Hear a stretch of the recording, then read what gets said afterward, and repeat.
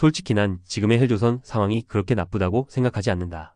오히려 좀 더 멀리 보면 나쁘기는커녕 나름대로의 생존 전략이 작동 중이라는 생각이 든다. 생각해봐라. 만약 지금의 한여들이 죄다 결혼해서 아이를 낳는다고 쳐봐. 그럼 어떤 일이 벌어지겠냐. 면상도 개판인데다 정신까지 나간 애들이 엄마가 되어서 또 그런 애들을 낳는다고?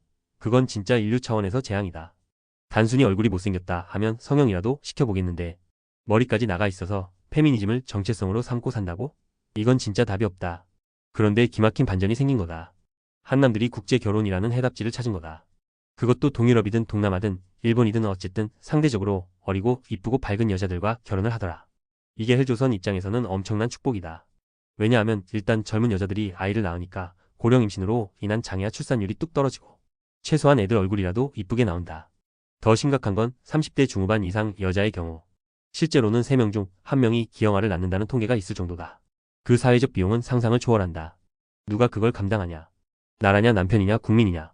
그 누구도 그 비용을 떠안고 싶어 하지 않는다. 그래서 말인데 그 세대는 구제해주는 게 아니라 그냥 사회적으로 정리하는 게 맞다. 잔인하게 들릴 수 있어도 냉정한 판단이 필요하다.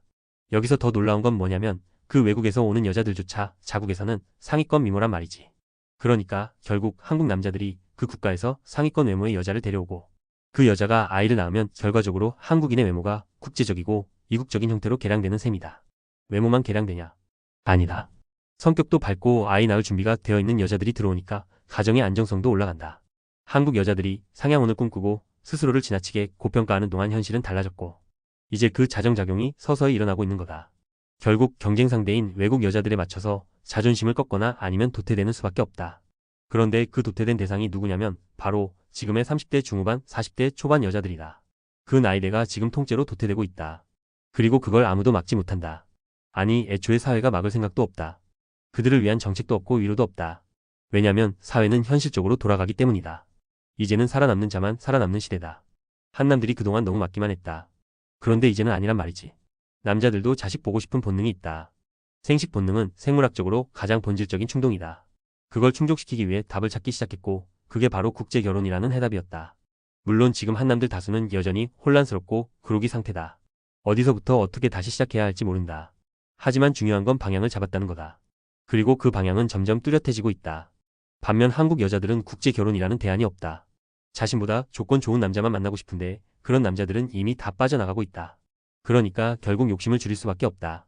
줄이지 않으면 혼자 늙어간다. 지금의 구조는 단순히 우연이 아니다. 선순환의 시작이다. 한국 여자들이 무너지는 만큼 한국 남자들은 외부에서 새로운 가능성을 찾고 있고 그게 외형적으로나 정신적으로나 한국인의 다음 세대를 개량시켜주고 있는 거다. 더불어 인공지능도 발전하고 있다. 앞으로는 머리가 조금 모자라도 AI가 충분히 커버해준다. 그러면 외모 좋고 태도 좋은 여자가 아이를 낳고 AI가 교육을 책임진다. 그럼 국가적으로 손해볼 게 뭐가 있겠냐. 지금은 혼란스럽고 무질서해 보이지만 큰 틀에서 보면 체질 개선이 일어나는 중이다. 그래서 나는 말하고 싶다. 이 상황 그렇게 나쁘지 않다고 인정하면 개추?